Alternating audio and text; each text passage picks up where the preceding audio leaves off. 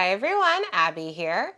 Welcome back to my channel for Tech Tuesday, or welcome if you're new. Now today, I'm going to be reviewing the brand new Samsung Galaxy Watch 6 40mm.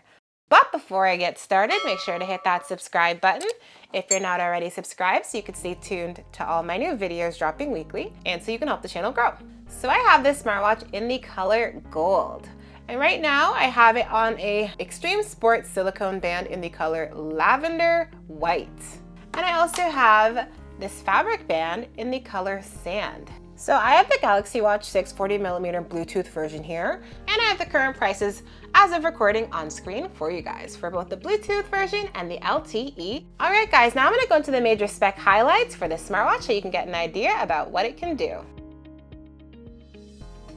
It has an AMOLED color display. It's made of a sapphire crystal lens, which is very durable. A battery life up to 40 hours. It has an optional always-on display. It has touchscreen operation, a 20mm watch band. It has built-in GPS, Bluetooth, Wi-Fi. It tracks a variety of workouts and activities such as walking, running, swimming. It has Samsung Pay. You can view and reply to smartphone notifications. You can answer and deny phone calls. You can actually speak on your watch to take your phone calls because it does have a built-in mic and speaker. It has sleep tracking, and it can track a variety of different metrics such as your steps, your calories burned, your blood pressure, your ECG, your stress, your heart rate. It has women's health, hydration monitoring. It has Bixby Assistant. It also has a water rating up to 5 ATM or 50 meters. So you can take this in the pool, in the rain, in the snow. It has a variety of apps that you can use, such as Google Maps, WhatsApp, and more. Now these are not all of the features about this smartwatch, but these are definitely the most important, I think.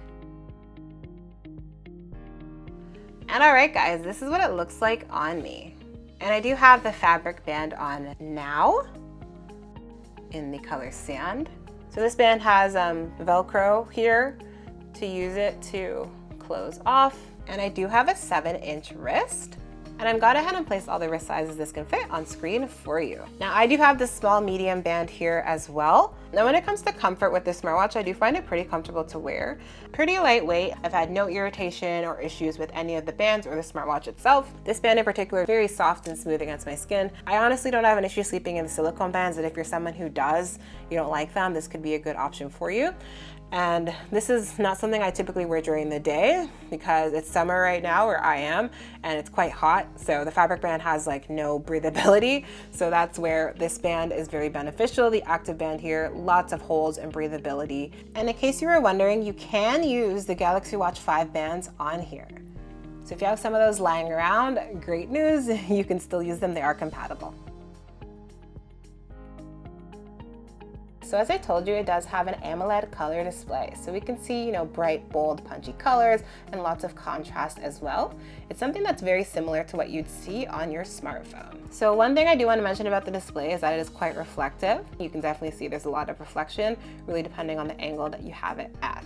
So usually when I'm indoors, I can keep the brightness pretty low, but when I do go outside, I definitely need to pump up the brightness a lot more because the direct sunlight really makes it hard to read outdoors if your brightness is low.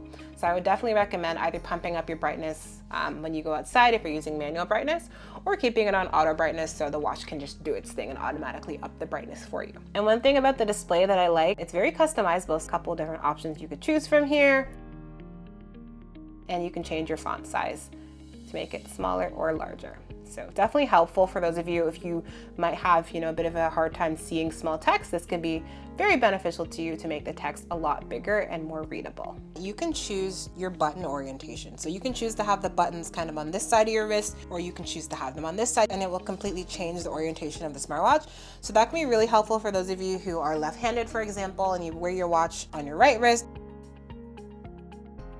Now this smartwatch has a quoted battery life up to 40 hours, and that's with the always-on display off. With the always-on display on, you have a quoted battery life up to 30 hours. Now I will say, you're probably not gonna get that battery life unless you are someone who you turn off all the things like your Bluetooth, your Wi-Fi, your notifications, you have your brightness set super low, and you're really just using it as like a watch to check the time and do basic little things. But if you are someone who is going to be using your smartwatch a lot more like I do, you're probably not going to get that battery life, and I definitely did not. So with my usage, things like GPS walks, runs, checking text messages, daily alarms, timers, and more, I have gotten on average 17 to 18 hours of battery life having the always on display turned off. Now, if I'm comparing this to the Galaxy Watch 5, I've gotten a bit of an increase in battery life by about an hour or so. I'm not super happy about the battery life because I've had to charge it every single day, and sometimes it's died on me while I was sleeping, so I missed out on sleep data. So I definitely would have liked to have longer battery life here in Samsung's new smartwatch. Now, I think that if you're someone who you don't mind charging your smartwatch every single day, this could be a great option for you. But if you're someone who you hate doing that and you forget to charge things, then you're definitely not gonna be a good fit with this smartwatch because you're gonna have to deal with that every single day.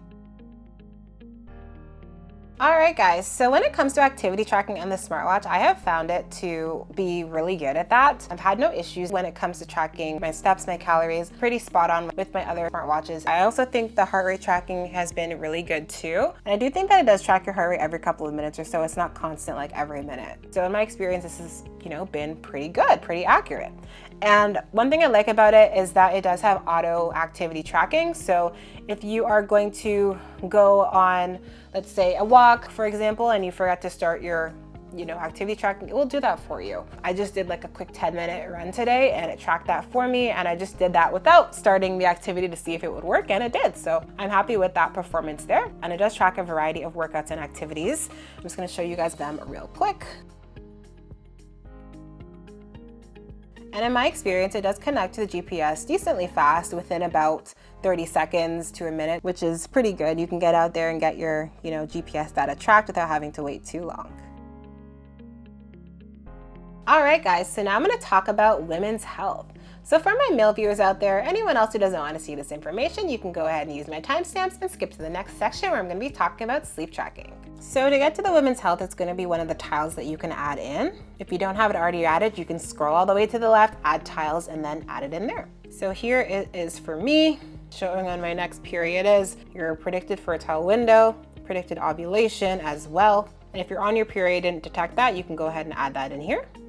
And you can do a daily log. So when it comes to women's health tracking on the watch, I think that it's nice we're able to track different kind of metrics like our daily mood, our symptoms we're feeling, flow intensity, and more. I think all of this could be really helpful for a lot of people to be able to just track that quickly on your watch on the go. My main issue with Samsung is the app on your phone.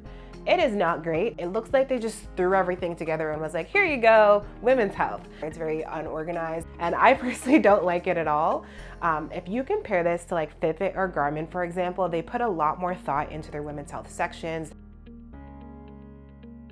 I've been tracking my sleep for the last couple of nights, and so far the smartwatch has been doing pretty good. I think there's definitely improvement over what I saw in the Galaxy Watch 5.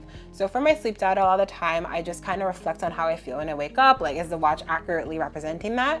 And I also compare it to some of my other smartwatches like my Fitbits as well, which I think have excellent sleep tracking. We do get a good amount of sleep data on here, which is fantastic. You could see, your actual sleep time, your sleep score out of 100, your sleep stages in a little graph, and then your sleep stages more broken down.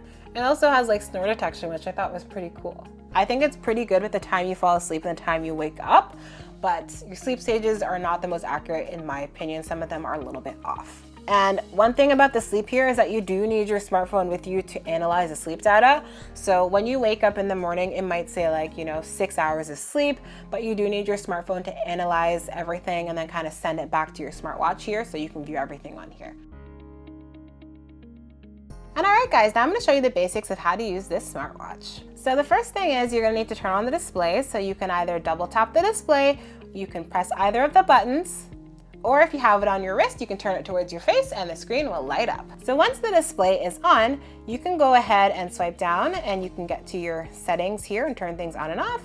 And you can go even further into the settings and change more functions. You can swipe right to go back, or you can press this button to go back. And once you're at the home page here, you can swipe up to view all of your different apps. Things like your contacts, your Messenger, Samsung Health app, weather, WhatsApp, and more. If you hold this button right here, you can open Bixby and speak to Bixby, and Bixby is your voice assistant to help you out with whatever you really need. Set a timer for 5 minutes. So once you get back to the home page here, you can swipe to the left and you can see all of the different kind of widgets or apps that you have installed. And if you do go ahead and click on one of them, you're going to open it into a bigger view so you can see more information. Once again, this goes back.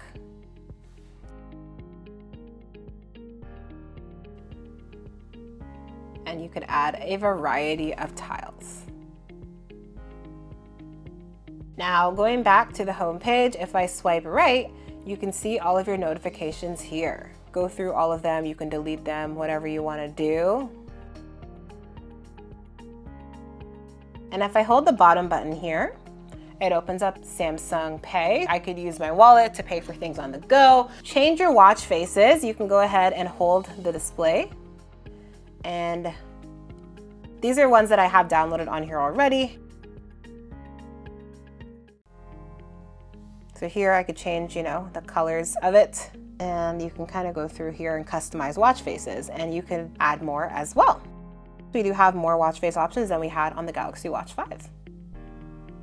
You could also do this in the app if you want to kind of see things a bit bigger.